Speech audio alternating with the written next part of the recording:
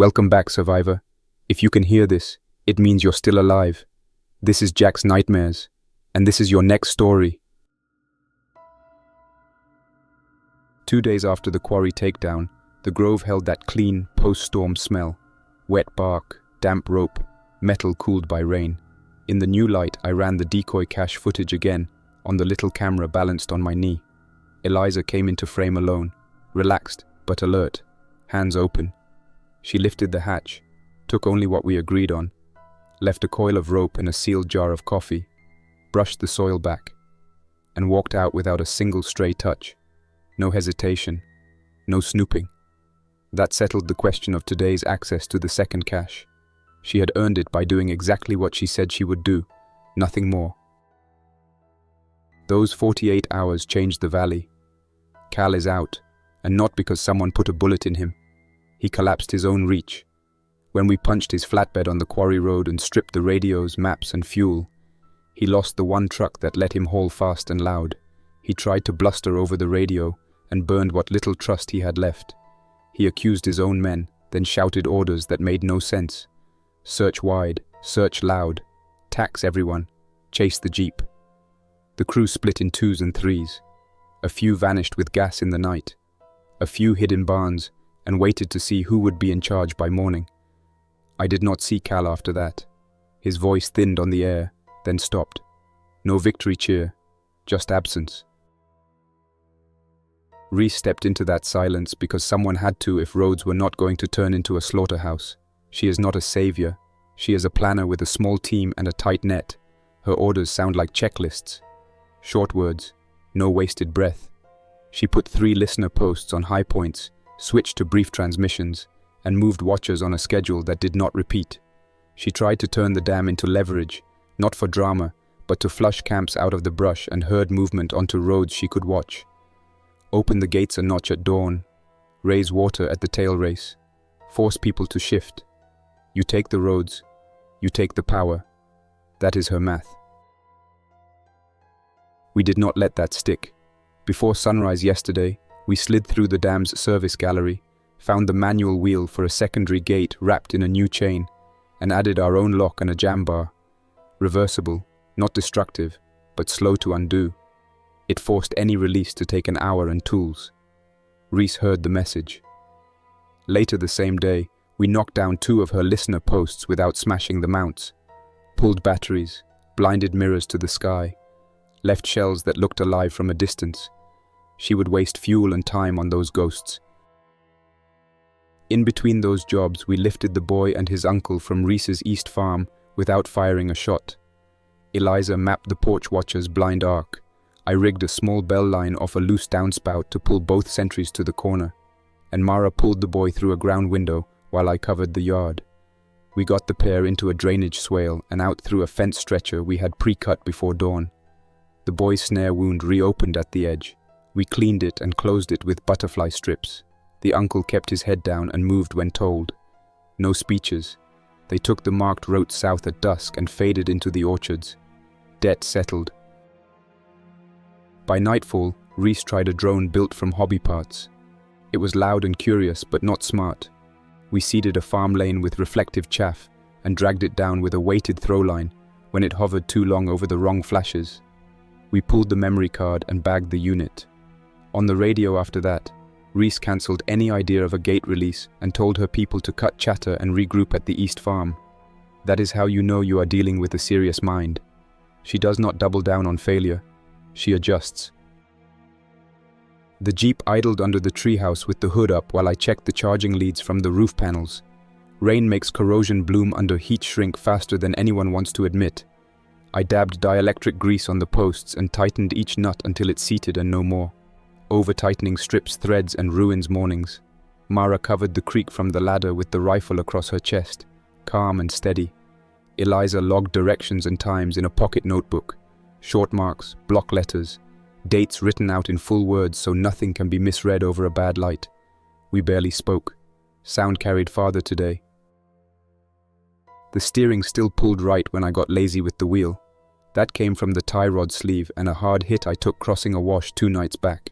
I had levered it true as best I could in the dark, but it needs a real alignment when the area cools. Engine tone stayed even. I ran through idle, listened for any odd tick, then shut it down and let the grove fill in. Water fell from leaves in little rows. Ropes creaked where the wind touched them. The hoist hook tapped once and settled. While the engine heat bled off, I laid out the last 48 hours in my head again to catch anything we missed. First day, knocked out the silo catwalk post, blinded the ridge mailbox mirror, relocated 2 ladders higher because the creek rose after the storm, and even slow infected can use water to reach rungs if you get lazy. Second day, dam jam at first light, orchard rescue at midday, drone drop in the afternoon, Birch Street trap cut before dusk.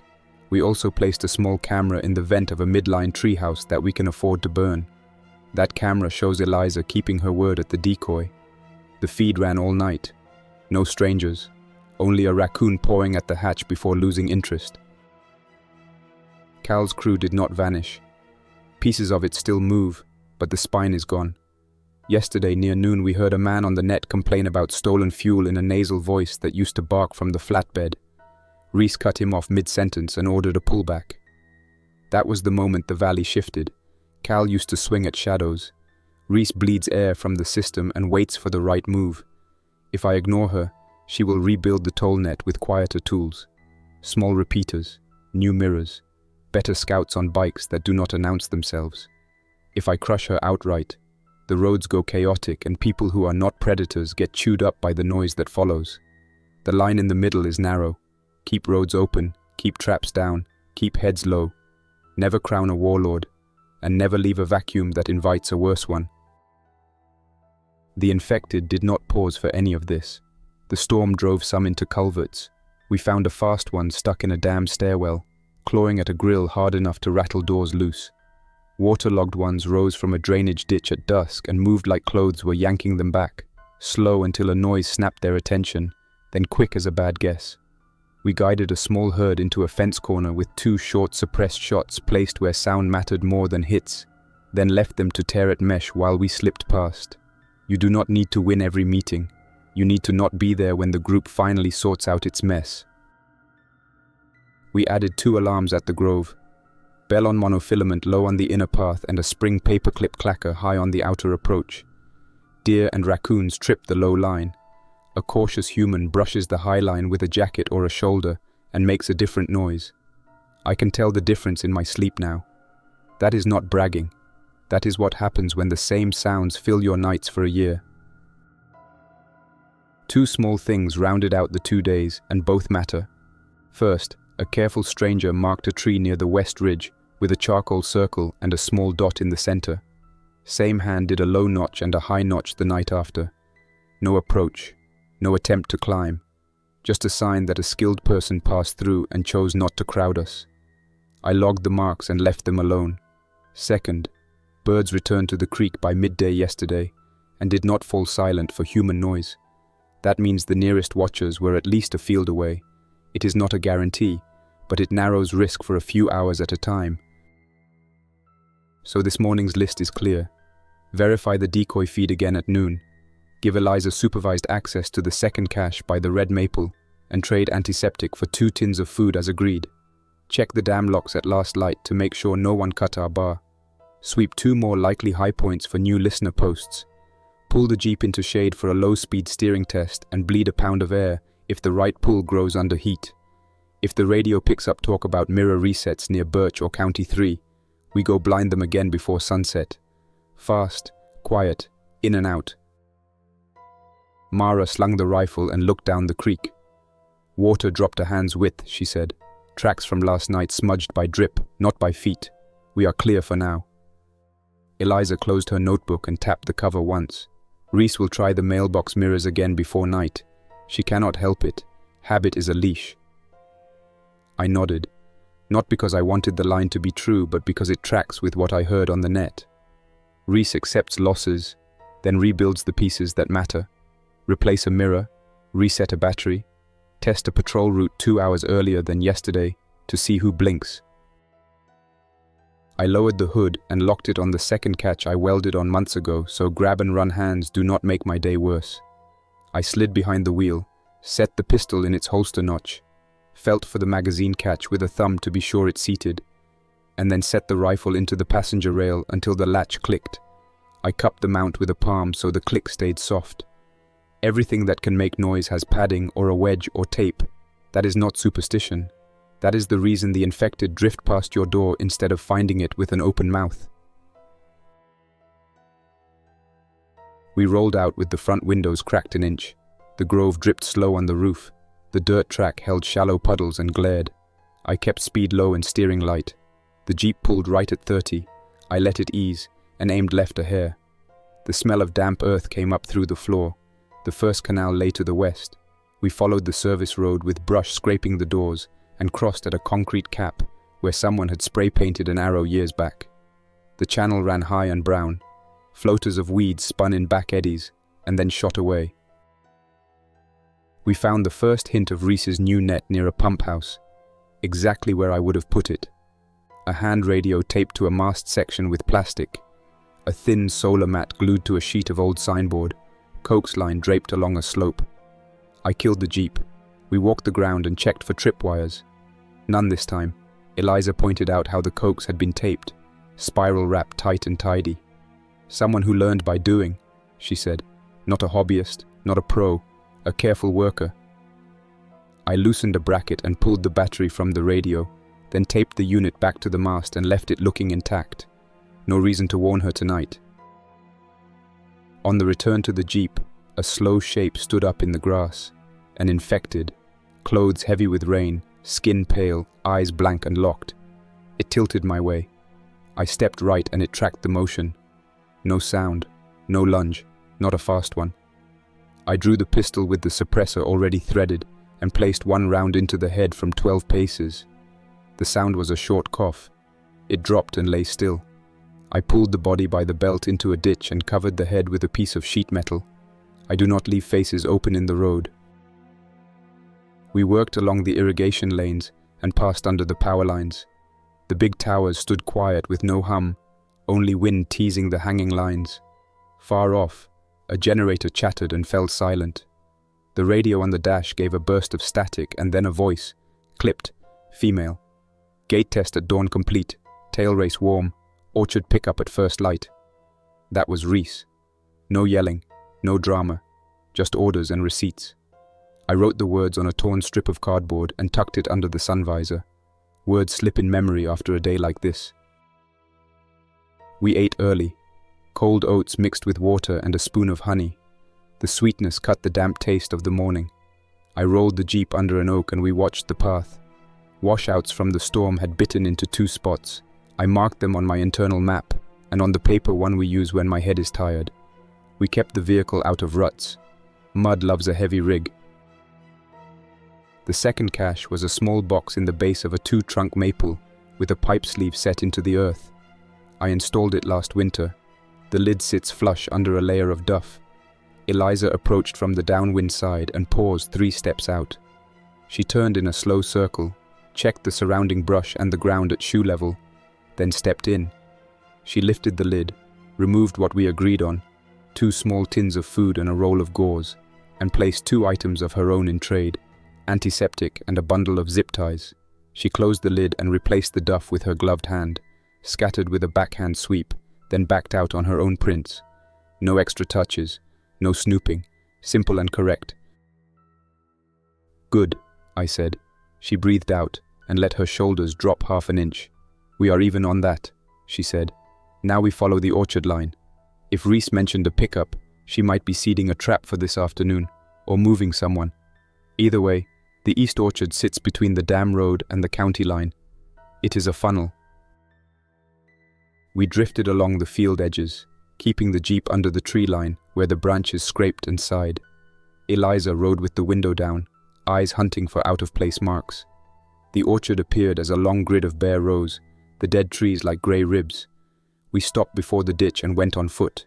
Clay clung to boots and sucked a little. 3 yards past the culvert mouth, I found a scuff mark on the bank and a small strip of fabric caught in a thorn, blue cotton with soot along one edge. The boy from the alley wore blue. I remembered how it fit. Mara knelt and touched the clay. 2 bodies went down this slope, she said. 1 adult, 1 child. The adult came back once and then turned east. The prints are fresh enough that the edges still hold. We followed the ditch line to an abandoned shed. A smoke stain ran up the inside of the vent pipe. The ground nearby had the small, rounded footprints of someone who stood and waited without pacing. The shed door was locked from the outside with a wire loop. Not a serious lock, more of a hold closed. I cut it, opened the door slow, and pointed the pistol down. Nothing inside but a burned can and a pile of sacks. No bodies. No trap. Just pause points in a chase. East Farm, Eliza said. Reese's temporary base. She will hold them as witnesses or bait. She knows you hate road tolls and child snare games. She wants to pull you into a controlled space. She thinks in layers. We pulled back to the jeep and took the long loop toward the dam. The culvert approach I had used before looked different under the washed sky. Water roared lower than I expected, which meant a controlled release last night or somewhere upstream. We parked behind a spill of rock and moved on foot. The concrete walls sweated and smelled of iron and algae. We slid along the shadow of an abutment and reached the service door. A chain had been added since the last time. New lock, bright metal, no tags. I tested the door with my fingertips. No give. Inside, I heard a distant clank and the slow grind of a big valve seat flexing. Not a full open, a test jog. I slid a thin piece of metal into the gap and lifted. The latch had play. Eliza passed me a short, flat pry bar and a cloth to wrap it. I levered a fraction and eased the door just enough to slip through one by one. Inside the gallery, the air cooled and the floor felt gritty. Water droplets fell from the overheads at intervals. Our footfalls sounded wrong even at a careful pace, so we changed to shorter steps and set heels down flat. Noise carries different in a tunnel. You learn it or you get caught. Halfway to the control end, a metal rattle from a stairwell kicked up hard and then stopped. I pressed my back to the wall and peered into the grill. A fast infected clawed at the metal grid and twisted in jerks. It must have fallen through a hatch and gotten trapped between flights. Its face was torn from drops and impacts. One eye followed movement cleanly. Mara's hands tightened on the rifle. I shook my head. No shots in here unless last resort. She nodded, pulled a folded piece of cloth from her belt, and wedged the stairwell door tight to hush the rattling. The thing still reached in dirty arcs behind the grill and scraped the metal. We walked on. The manual wheel for a secondary gate sat on a raised platform with a new chain and a padlock that had never seen weather. Reese had locked it closed to keep walk-ins from doing something dumb. I wanted it more locked and slower to change. I slid a steel rod through the wheel spokes and into a structural gap under the guard, then added a small hasp of my own that linked to the handrail. It was not pretty, but it made a fast throw impossible without tools. Reversible, no damage to the gate. It bought us time. Time is the expensive thing now. We left the way we came. The trapped infected in the stairs lunged as we passed. I avoided eye contact and kept my steps measured. Outside, the sky had swung bright. Wind pressed damp air against the concrete. We stayed in shade and walked 40 yards before speaking. She cannot dump the valley without a crew in an hour, I said. We just bought the hour. Mara checked the watch she wears set to no time zone, just numbers. We use it on the East Farm, she said. The East Farm used to be a small place with a long porch and a hay barn. Now it looked like a temporary command post that tried not to look like one. 2 pickups sat under a tree line with nets thrown over the beds. A man watched from the porch, bored but not asleep. Another man walked arcs along the side yard. A small antenna line ran from the porch into the barn, low and tight. 2 barrels stood by the door with lids, fuel or water, maybe both. I did not see the flatbed. That was out of play since the spikes. Good. We waited in a ditch behind weeds and watched. A downspout on the corner had loosened during the storm and hung by 2 screws. I looked at it and saw how it could help. Eliza's eyes met mine and she nodded. Bell line? She said. Bell line, I said. We slipped along the fence until we reached the shed that shared the far wall. I knotted a fishing line through a small bell and tied it to a rock, then looped the free end through a crack and set the line low across the corner where a boot would take it. A stiff breeze rattled the loose spout just enough to sound like thin metal tapping. When the rock shifted and the bell chimed, the porch watcher turned his head and the yardman pivoted. Both moved to the sound. We slid to the ground-level window on the farmhouse's north side. I had checked it 3 hours earlier when we scoped the orchard line. The screen had a nail bent over as a latch. I eased the nail up, lifted the frame, and slid in headfirst with my hands on the sill. Inside, the grain room smelled like dust and stale air. A small cough came from behind stacked bags. The boy stepped out, face thin, eyes wider than they should be, bandage on his leg that needed a better job. The uncle rose slower from a stool where he had been sitting. He saw me and looked past me for the rifle that always follows. I raised a hand and brought a finger to my lips. He nodded and put an arm around the boy. We moved back through the window one at a time. Mara took the boy and braced him under the arms. Eliza kept eyes on the yard line through a crack between boards. The porch and yardmen were both at the shed corner now, heads close, heat rising off them as they argued about loose nails and trap noises. We crouched and slid along the foundation and then cut to the drainage swale that fed the ditch. Eliza had pre-cut the fence stretcher opening before we went to the dam. We hit it at speed, bent it wide with a shoulder, and funneled through. The boy's bandage held. I watched for blood drops and did not see any new ones. We took the long route out along irrigation berms and cattle paths. We did not talk. The uncle moved like a man with salt ground into his joints. He kept pace anyway. We reached a live oak and took cover while I cleaned the boy's leg with water and antiseptic. The cut looked clean under the dried blood. I pulled 2 butterfly closures from the kit and closed the edges neatly. He did not flinch much. That told me he had been living with worse than this for a while. "Thank you," the uncle said. The words were thin, not dramatic. He stared at his nephew, and then at the dirt, and then at my hands. "We leave now," I said. "Head south past the canal, and then stay off Spruce. Use the dead irrigation pipe for cover. 2 dead drops with food along that route." I sketched the route in dust with a stick. He memorized it like a man who has carried maps in his head since childhood. "We are not joining any crew," he said. "We will not ask you for more." I nodded. "You do not owe me anything," I said. The boy nodded once like he understood a debt ledger he should not have to know. We walked them to the first bend and watched until they were small. Then we pulled off the path and looped back to the jeep from under brush cover. 2 pickups came into view across a field. Same nets, different drivers. They moved slow and quiet, not like raiders on a high. Reese had learned patience. That bothered me more than any shout and rush.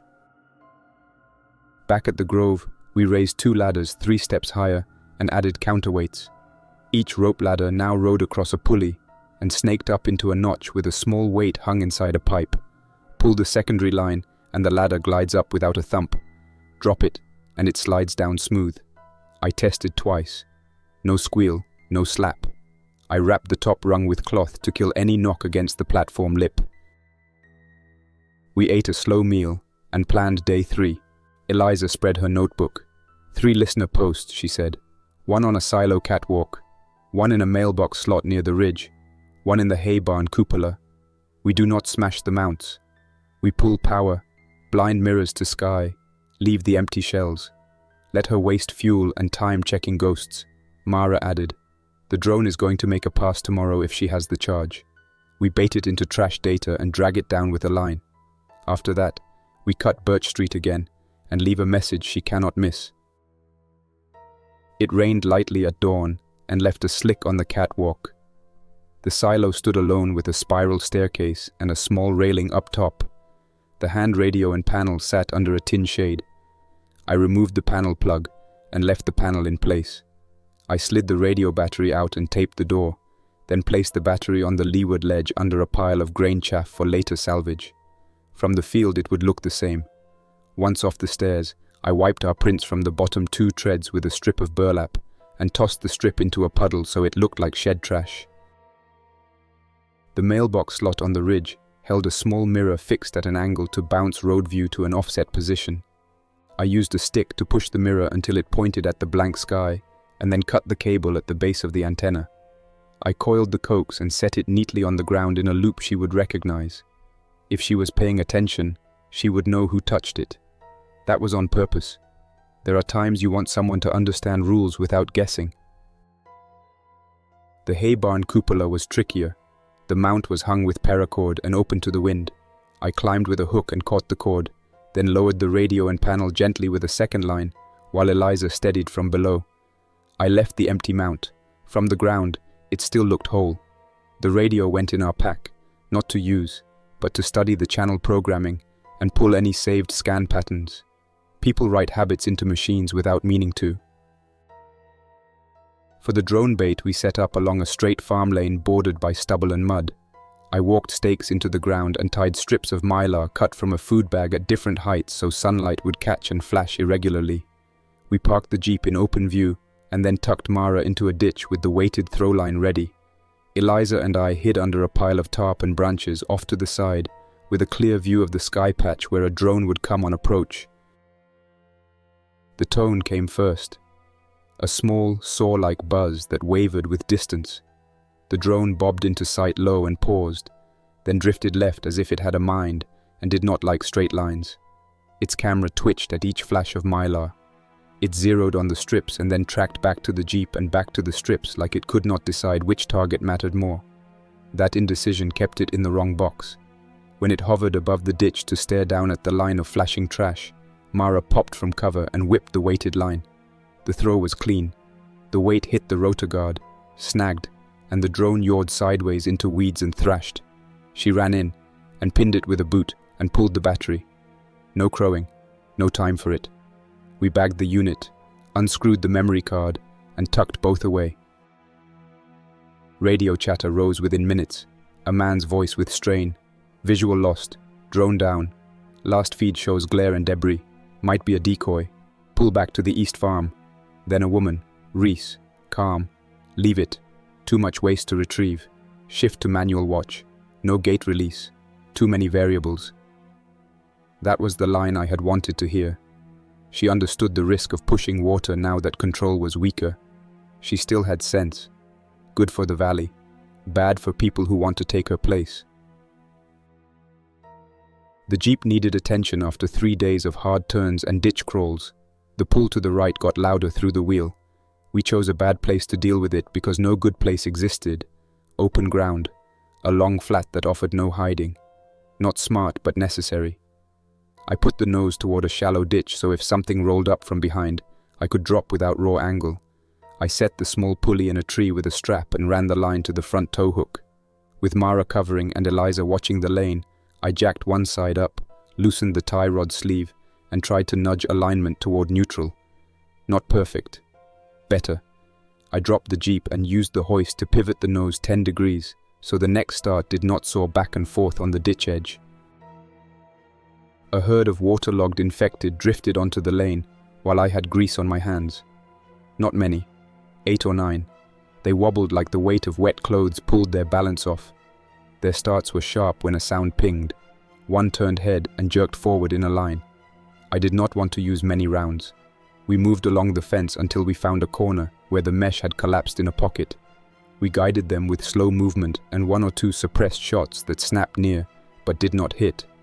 Most of them drifted toward the noise, then tried to climb the sag and snagged themselves in the wire. We left them tangled and moved out. Birch Street looked the same as last time. New mirror, new cable, new watchers at some unknown angle. We got in and out quick. Eliza tilted the mirror to sky again. I clipped the antenna at the base, and we left a coax loop coiled on the ground in plain sight. The message on the county wall got a second line with a neat hand. No tolls, no dam games.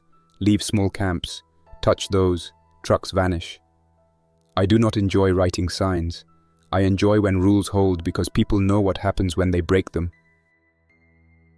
We faded back up to the West Ridge treehouses before nightfall and hauled 2 bins with the roof hoist.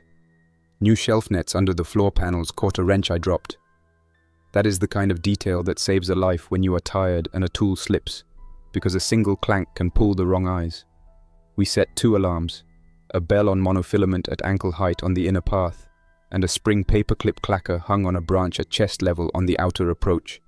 Deer and small animals hit the lower line. A person on a cautious approach brushes the higher one. The two sounds are different enough to read. We ate by the dim glow of a shielded headlamp pointed into a metal cup. Light bounced enough to see food but did not paint the trees. The radio scrolled. Reese's voice came through once after dark. Pull back to East Farm.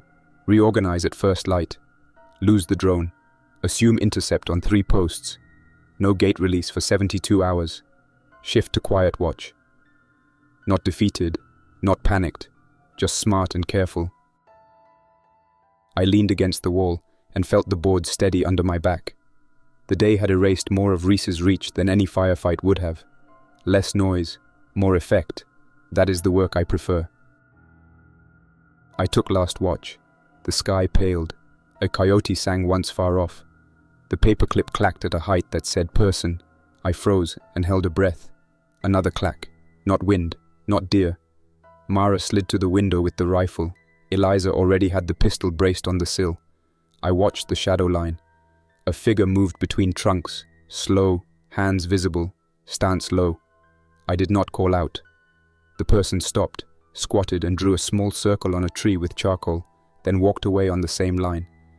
Not one of us. Not Reese's walk. A different careful stranger. The mark was a dot inside a circle. I had used that a year ago at a different line of trees when I wanted to mark my own return. Odd to see it now. I took note and said nothing more. After dawn, we went to the decoy cache to pull the camera card again. It showed nothing overnight but a raccoon pawing at the vent. Eliza handed the jar of coffee back. Hold this until the next stretch, she said. I still owe you a favor for the water tower job. I shook my head. Call it square. The damn job pays every day it holds. We took a run to the ferry landing to draw water and to look for any sign of new watchers. The river sat higher after the gate test, but not dangerous. We siphoned through the filter into 2 jugs, capped them, and moved to the shade to rest 5 minutes. The body of the infected I shot the other night had drifted and lodged under a snag. I used a pole to push it into deeper flow so it would not catch on the same spot and bring others to stare and puzzle at a familiar shape. On the way back, the road bent and opened. The view of the valley was clean under the post-storm sky. Buildings sat as dark lumps. Fields glinted in small patches. No smoke columns. No shots. Quiet that meant nothing was close and loud at the same time, because quiet never lasts. I slid the Jeep into gear and kept us at a cautious speed that let us stop on a dime if the right front pulled too hard. The boy and uncle reappeared late afternoon on the ridge, where we had told them to make the last turn. They looked thinner than yesterday, which is not a trick a person can pull off. Just exhaustion bent into form. We passed them a wrapped pack from a dead drop and pointed to a safe path marked with stones. The uncle gave a short nod. He did not try to turn into a speech. The boy kept his hand on the strap and watched our hands, not our eyes.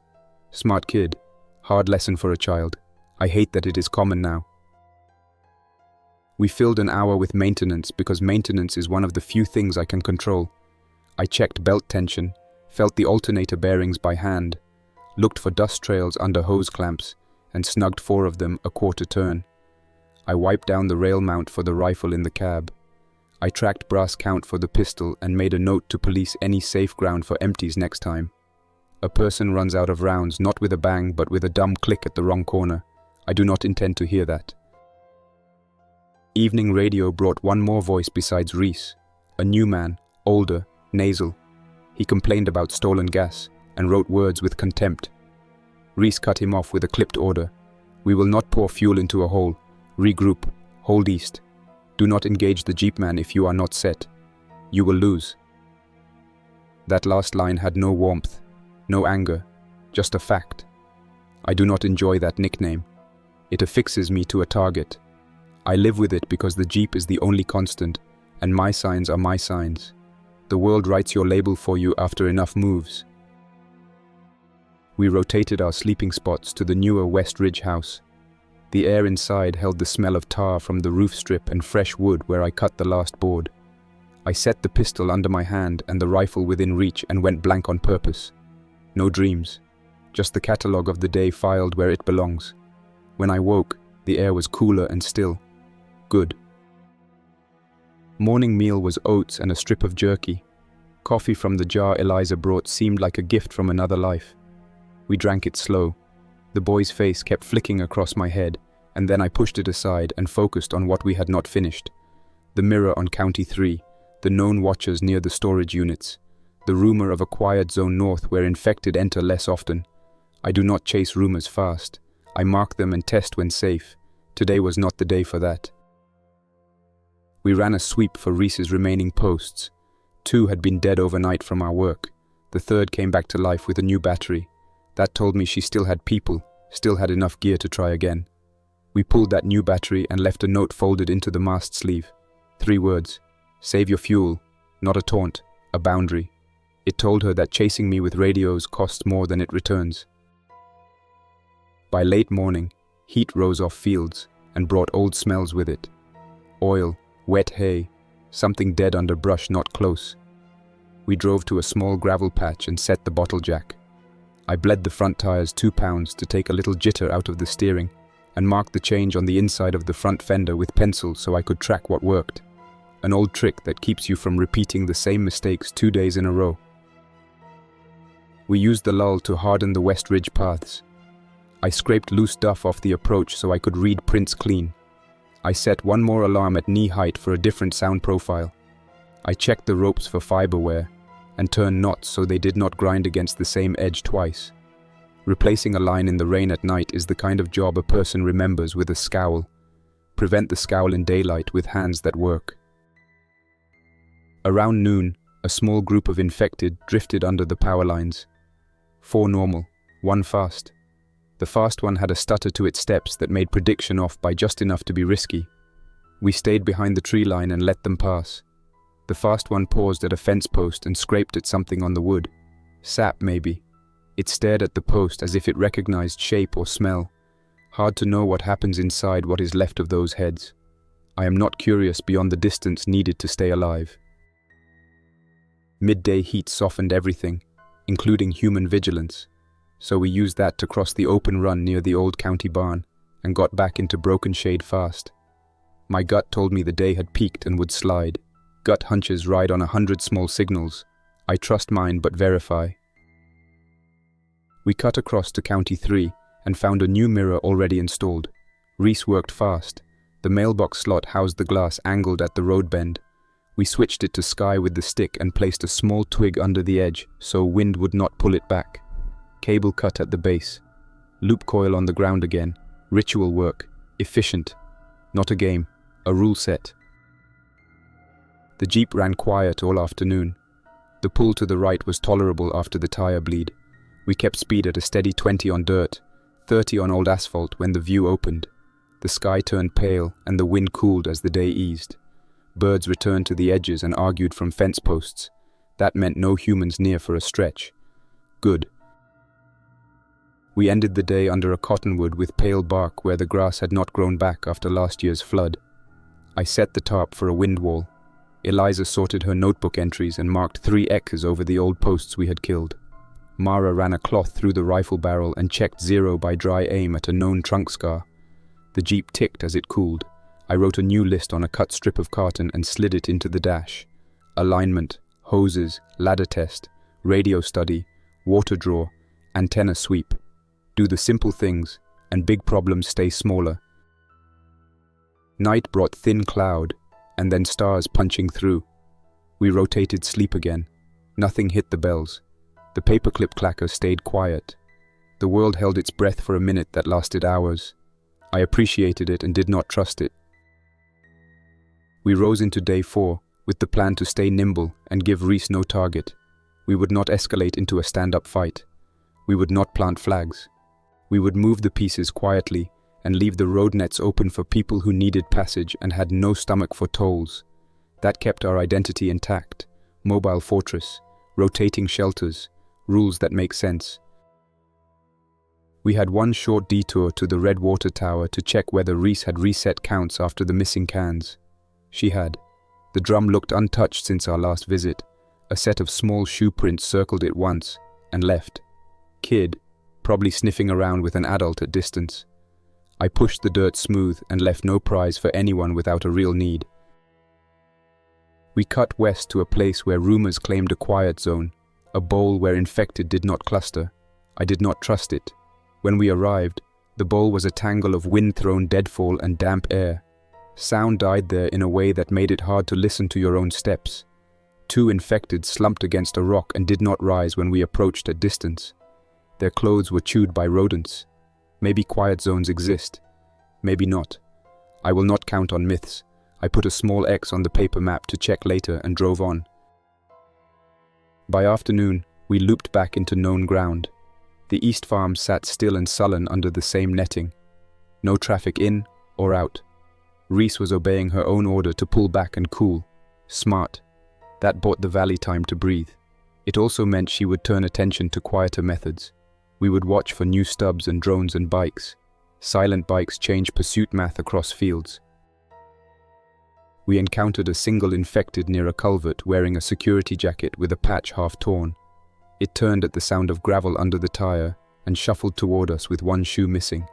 I stopped, got out, and put the round where it needed to go. The suppressor gulped the sound.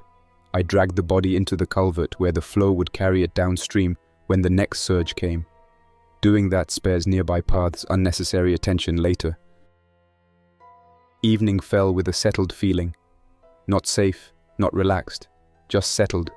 The jeep sat under net with the nose pointed to the gap for an easy start. The roof panels took the last light and trickled power to the bank. The hoist rope creaked once. I locked the rifle into the cab mount and slid the suppressor into its pouch.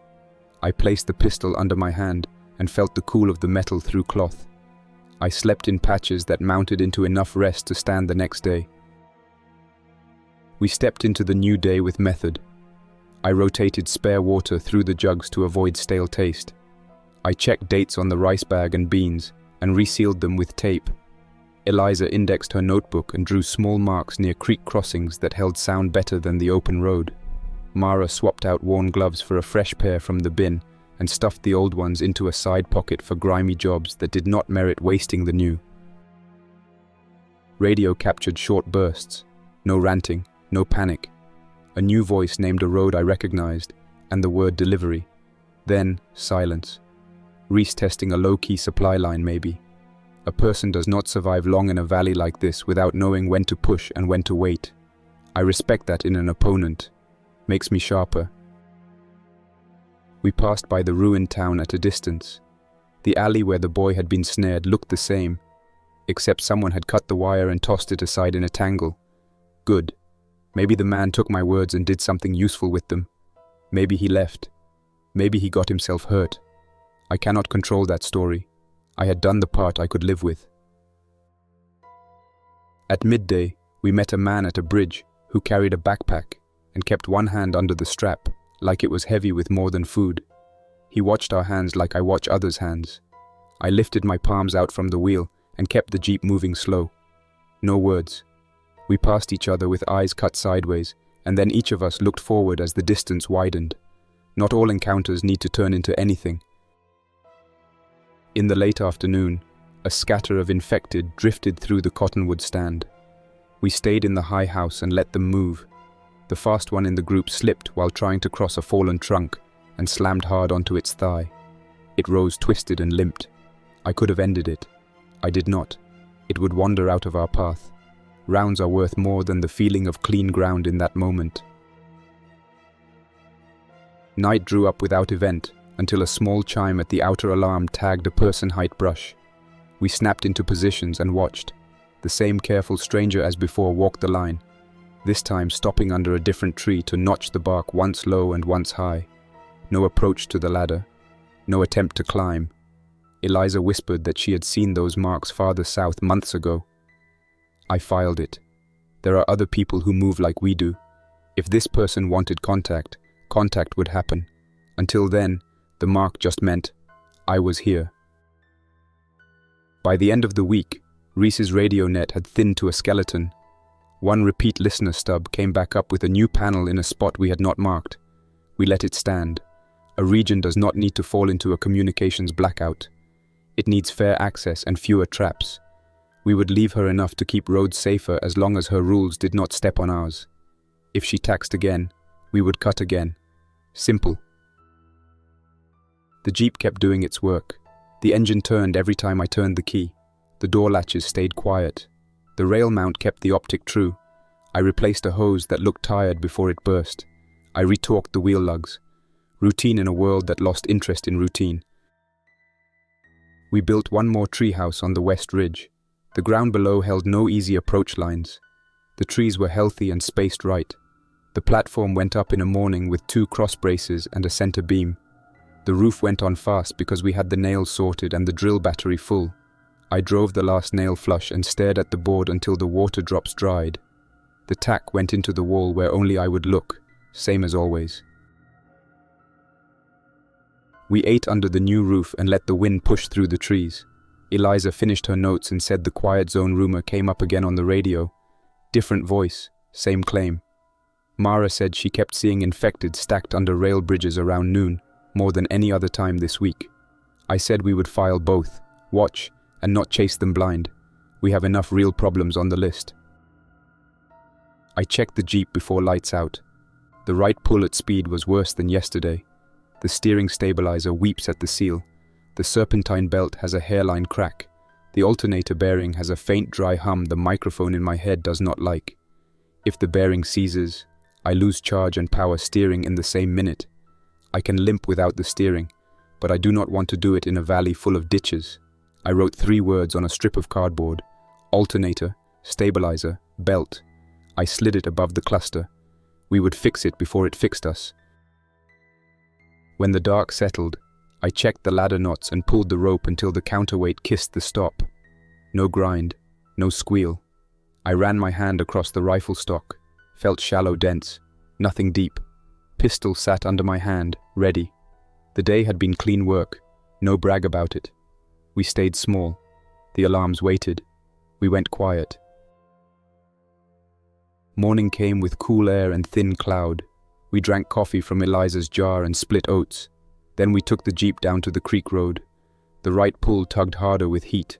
I bled 2 pounds from the front tires to soften it, turned the sleeve a quarter, and called it a temporary fix. The alternator wind sat just on the edge of a headache. I knew where I could get parts. The old highway checkpoint at the northern interchange had an army motor pool staging yard across the fence. It took me a week after the collapse to figure out which gate opens with a pry and which one is welded. I kept that in my pocket. We needed it now. We took the farm lanes instead of the main road. More turns, less straight speed. The fields were wet enough to make dust stick to everything and keep noise down. The radio murmured once with a woman saying, "Switch to bikes for the south loop," and then cut. Reese again. She is going quiet. We updated our map in our heads. A hardware store lay on our path. The front was looted months ago. The back loading bay still had a heavy door. I pulled up to check for a belt, hoses, clamps, anything. The air around the bay smelled wrong for an empty building. Grease, canned meat, and wood smoke. Too clean for rot, too busy for empty. We went in with rifle and pistols up and noses open. Somebody had mixed ash into mud near the door to hide tracks. Sloppy. A string hung near the hinge, almost invisible, close enough to knee height that a rushed person would hit it. I crouched and followed it with my eyes. It ran to a small battery on a shelf, and then to a tin can with nails. Noisemaker if you stumble. Not good enough to kill anyone. Good enough to mark prey. We slid past without touching it. Inside the loading bay, the light was broken by a hanging tarp. A child's voice came from behind it, small and steady, whispering for help. The sound looped every 30 seconds with the same hitch, the same breath pull. A speaker. I smelled cooked meat that was not from a can, thin and sweet, and the words in my head arranged themselves even though I did not want them. Human. This was a lure, not a road crew, not scavengers. Cannibals using a recording to pull in the kind of people who still check for kids. I did not move forward. I motioned Mara left and Eliza right. We cut angles around the tarp. The speaker sat on a crate with a cheap radio taped to it.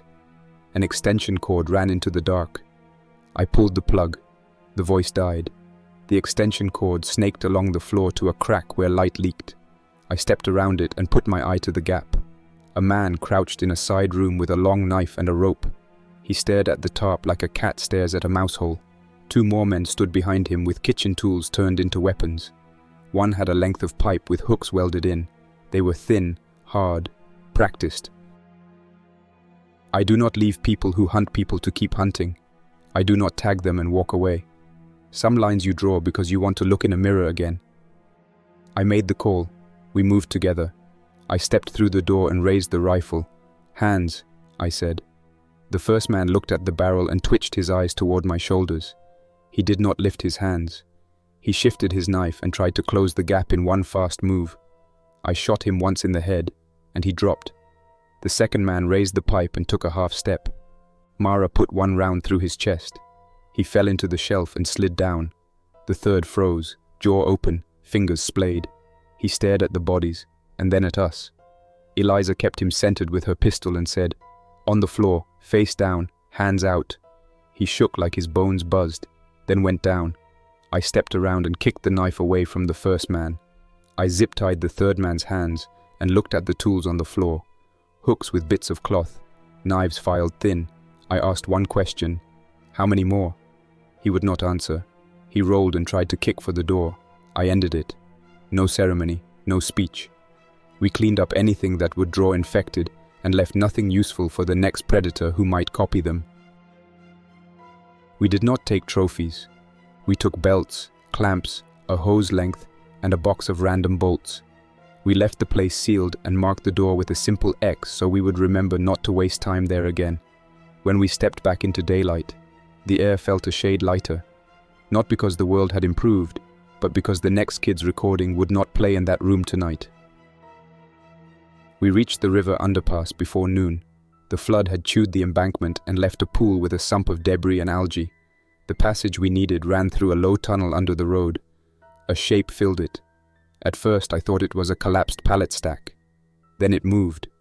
A large infected lay half in the water, skin swollen and pale, clothing stretched and split at seams. It turned its head toward the echo of our steps and pushed its hands into the muck. It was slow in the water but fast in the first lunge. The tunnel was the only clean path for the jeep. The edges were mud soup. We could not backtrack without burning half a day. I did not rush the shot. The skull looked puffed and tight. A normal headshot could deflect at a shallow angle. The jaw had slack. The ear canal was visible on the right side. I put the rifle on that line and aimed for the inner bone. The shot hit and the head jerked and the creature roared in a wet cough. It pushed forward anyway, dragging water and junk. Mara shot twice at the left eye and temple. 1 round stuck in bone and did not pass. The thing jammed itself fully into the tunnel mouth and blocked itself. We could not get around it and could not let it push out. I slung the rifle and moved to the jeep. "Push bar," I said. "Winch on my call." Mara took the passenger seat with the rifle angled out. Eliza pulled the winch line and hooked it to rebar in the tunnel ceiling. I lined the jeep up, put the tires on the firmest ground I could see, and eased forward. The push bar met belly and clothing and slid. The infected grabbed at the hood and left streaks. I did not speed up. I kept steady pressure and watched the line on the winch go tight. Eliza called it. "Set." I nodded and gave it more throttle. The jeep shuddered. The thing pushed back, then lost purchase in the muck and slid. Mara leaned out and put 2 rounds into the base of the skull when the ear turned. 1 passed. The second sealed it. The body stopped moving. We kept the pressure for a count of 10. Then I backed up a foot. No twitch. We used the winch to drag the weight out of the tunnel and into the pool, then pushed it along the wall until water took it deeper. We washed the bar with a jug. The smell stuck anyway. We moved on. The highway interchange came into view in the afternoon. Concrete barriers, sandbags, a pair of faded signs, and a wrecked Humvee with its hood open. The old army checkpoint sat silent, but it had not been stripped by amateurs. The front gate was chained and welded. The east service gate had a rusted padlock. That meant bolt cutters would win. I cut the lock, slid the chain, and pulled the gate inward with slow hands so it did not screech. Inside, the motor pool lay in 2 rows. 1 line of dead trucks and 1 line of dead generators. A storage shed sat low under a tin roof with a hasp that had been closed but not locked. I opened it and found boxes that still mattered. We took an alternator from an ambulance parked nose in, same pulley count as the Jeep's rig. I checked the mounts, close enough with a spacer. I pulled the stabilizer from a wrecked patrol truck and stripped its bracket. We found 2 belts still in plastic with dust on them. One matched our length. I pulled hoses, clamps, a fuse box, and a roll of cable. Then I walked the fence and found what I had hoped for but had not counted on. A low ring mount in the bed of a truck, pintle ready, shield plate leaned against the bed. No gun on it. The gun had gone wherever the last unit had gone. But the mount was sound. The traverse and elevation gears were intact, and the pintle socket took the same diameter as an M240 or M2. I checked the bed bolts. Tight but not rusted solid. We did not have a machine gun. We did have a clean line to a National Guard storeroom at the back of the yard. The door was locked, but the frame had weather damage. I split the jam at the deadbolt with a flat bar and elbow. Inside, racks stood half empty. One locker was open and held a broken stock, a bent cleaning rod, and an empty belt box. Another locker had a crate labeled with 7.62mm belts. 2 belts sat inside, sealed in bags. We kept our voices flat. No celebration. Then, Eliza found what changed the plan. A single M240 barrel in a sleeve, a spare bolt, and a complete feed tray cover. You do not leave parts like that behind, unless you have more of the same somewhere. We kept searching, and found the gun under an oil-stained tarp on the floor. M240, rough but serviceable. The rear sight was bent. The pistol grip was scorched. Barrel had life. The internals were there. We rolled the ring mount out of the truck bed and onto the Jeep roof, then used the hoist line over a beam to lift and set it. I distributed weight across the roof rack's crossbars and added steel angle under the rack feet to spread the load down to the drip rails and into the pillars. I drilled the rack plate and bolted the ring through with grade 8 hardware from a bin. Then I added 2 braces down to the push bar frame to take recoil into the front of the Jeep. I ran a ground strap from the ring to the chassis to control static and to keep the radio clean.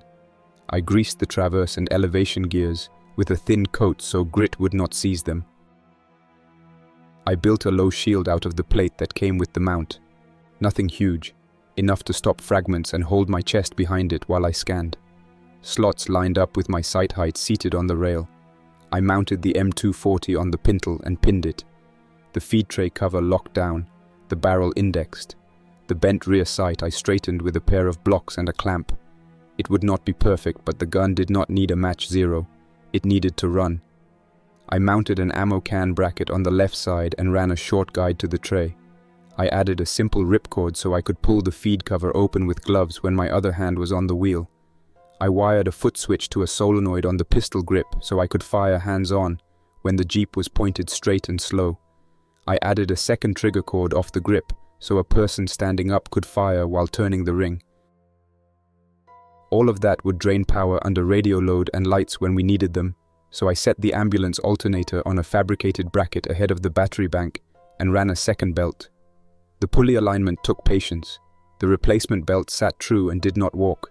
I ran a heavy gauge line to the battery isolator and added a master cutoff switch near my right knee.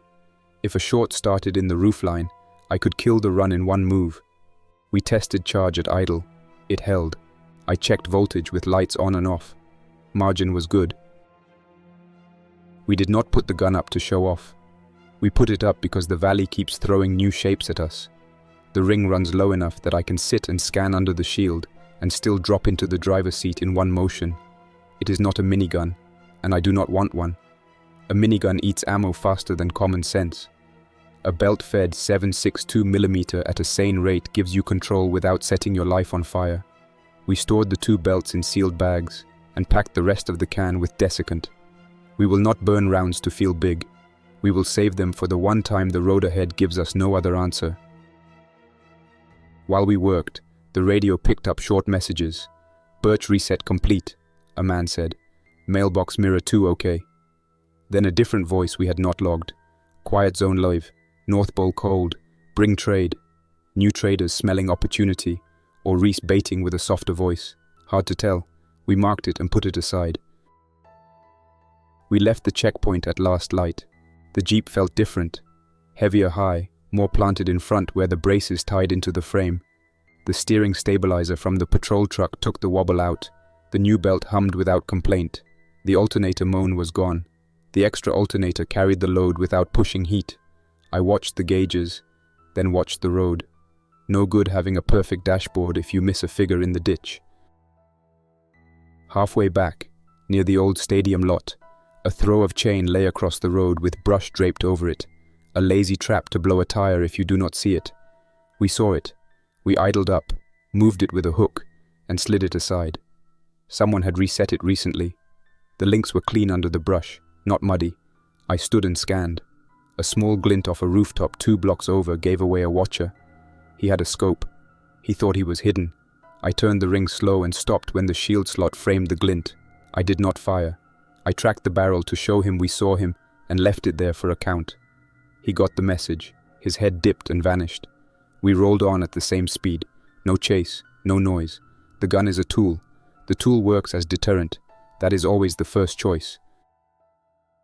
At the cottonwood grove, we parked under net and set the ladder. Eliza logged new load data, shock positions, and the alternator pairing diagram I sketched in pencil.